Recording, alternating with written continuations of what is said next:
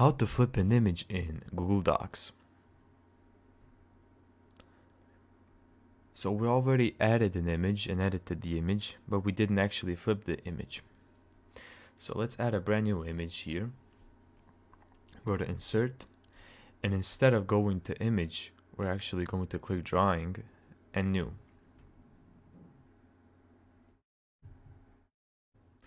Let's add an image by selecting the image icon.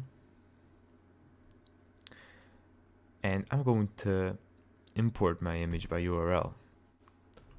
So let's paste that and select. As you can see, we have imported the image right here. To flip the image, you have to click Actions, Rotate, and here we can flip horizontally or flip vertically. Let's click Flip horizontally, and as you can see, the image gained sort of a mirror effect.